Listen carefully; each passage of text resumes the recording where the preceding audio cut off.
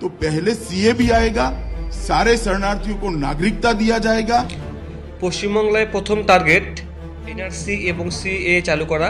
ইতিমধ্যে সিদ্ধান্ত নেওয়া হয়েছে পশ্চিমবঙ্গে সিএ চালু করা হবে এবং সিএ চালু করা হয়ে গেলে কিন্তু বন্ধুরা দেখবেন পশ্চিমবঙ্গে এনআরসি চালু করা হবে। এবং এখানে একটি সরকারি আধিকারিক বলেছেন যে পশ্চিমবঙ্গে এনআরসি হওয়ার কথা রয়েছে এবং আপনারা জেনেছেন যে আসামে এনআরসি হয়েছে এবং তাতে প্রচুর পরিমাণে মানুষকে কিন্তু দেশ থেকে বের করে দেওয়া হয়েছে, প্রায় 37,000-এর মতো। রিসেন্টলি সেটা খবর পেরিয়েছিল এবং প্রায় 1 লক্ষের মতো কেস সুপ্রিম কোর্টে পেন্ডিং আছে। তারা এটা নিয়ে কেস করেছেন, তারা যেহেতু ভারতের বাসিন্দা নন এমনটা জানানো হয়েছে, সেই জন্য তারা ভারতের বাসিন্দা দাবি করার জন্য কিন্তু কোর্টে কেস করেছেন।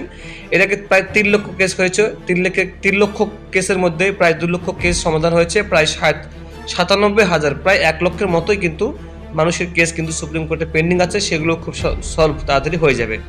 আচ্ছা, আর ডিটেনশন ক্যাম্পে পাঠানো হয়েছে যাদের কোনো আতা পাতা নেই, তাদেরকে ক্যাম্পে পাঠানো হয়েছে। ক্যাম্প মানে একটা জেলের মতো, সেখানে পাঠানো হবে। তো গতকাল আমি বলেছিলাম যে যদি আপনি প্রমাণ করতে না পারেন, শুধুমাত্র অহিন্দু যারা আছেন অর্থাৎ হিন্দুদেরকে তো শরণার্থী দেওয়া হবে, নাগরিকত্ব দেওয়া হবে সি এর অধীনে, যার জন্য বিলটা পাস করা হয়েছে। বাংলাদেশ থেকে আসা, পাকিস্তান থেকে আসা যত হিন্দু আছে প্রত্যেককেই কিন্তু ভারতের নাগরিকত্ব দেওয়া হবে এই সিএ এর এই বিল বা এই আইনের অধীনে, ঠিক আছে। এবার তারপরে কিন্তু এনআরসি চালু করা হবে। 3টে জিনিস মনে রাখবেন, এনপিআর, এনআরসি এবং সিএএ, এই 3টে জিনিসই কিন্তু অনলাইনে হবে। আপনি যদি ভারতের নাগরিকত্ব প্রমাণ করতে চান তার জন্য কিন্তু আপনাকে শুধুমাত্র মুসলিমদের ক্ষেত্রে না, কিন্তু শুধুমাত্র কিন্তু মুসলিম বাদে তারা কিন্তু অনলাইনে আবেদন করবেন। আবেদন করার পরে কিন্তু ভারতের নাগরিকত্ব দাবি করবেন, তারপরে কিন্তু আপনার নাগরিকত্ব পেয়ে যাবেন। এটা হয়ে গেলে আপনি সেভ হয়ে গেলেন। তারপরে চালু হবে এনআরসি। এনআরসি চালু হয়ে গেলে আপনাকে অনলাইনে আবেদন করতে হবে এবং অনলাইনে আবেদন করার পরে আপনি চেষ্টা করবেন যে ভালো ডকুমেন্টস, যেগুলো আগের পুরনো কাগজপত্র, সেগুলো দিয়ে আপনারা কিন্তু আবেদন করবেন। চেষ্টা করবেন যাতে প্রথমের দিকে আপনার নাম এনআরসিতে উঠে যায়, না হলে কিন্তু আপনি কেসে পড়বেন, হিয়ারিং হবে, আটকে যাবেন, অনেক সময় সরকারের বিভিন্ন সুবিধা থেকে বঞ্চিত হয়ে যাবেন, আপনি অনেক সমস্যায় পড়ে যাবেন। তাই চেষ্টা করবেন যাতে প্রথমে নাম উঠে যায়।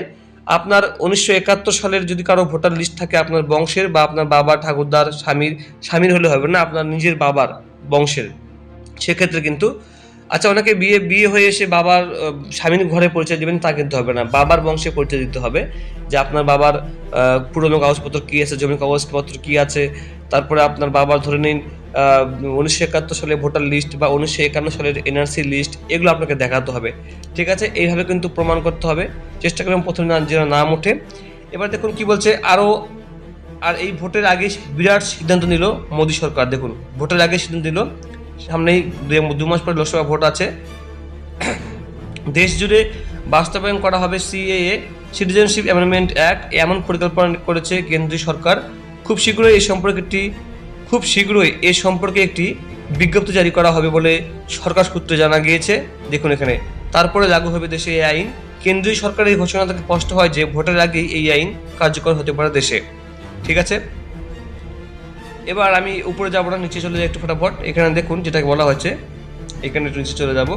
কবে এই আইন চালু হবে দেখুন এখানে, কেন্দ্রীয় সরকারের এক উচ্চ পদস্থ আধিকারিক জানিয়েছেন 2024-এর মার্চ এপ্রিল নাগাদ একটি নোটিফিকেশন জারি করা হবে সিটিজেনশিপ অ্যামেন্ডমেন্ট অ্যাক্ট সম্পর্কে। তারপরে কার্যকর হবে এই আইন। খুব সম্ভবত আসন্ন লোকসভা নির্বাচনের আগেই দেশ জুড়ে বাস্তবায়িত করা হতে পারে নাগরিকত্ব সংশোধনী আইন। আর এর ফলেই এই নিয়ে অনেক সুবিধা পেতে চলেছে মোদী সরকার বলে মনে করেছেন।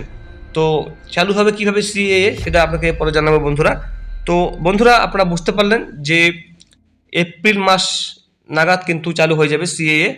অনলাইনে আপনাকে আবেদন করতে হবে, তারপরে দেশে চালু হবে, পশ্চিমবাংলা চালু হবে এনআরসি। এবং কারা ভারতীয় নয়, কারা ভারতের প্রমাণ করতে পারছে না ডকুমেন্ট দিয়ে, তাদেরকে দেশ থেকে বের করে দেওয়া হবে, ক্যাম্পে পাঠানো হবে, অর্থাৎ তাদেরকে জেলে পাঠানো হবে। তো বন্ধুরা, এই ছিল আপডেট। আপনার যদি কোনো মতামত থাকে অবশ্যই জানাবেন। অসংখ্য ধন্যবাদ।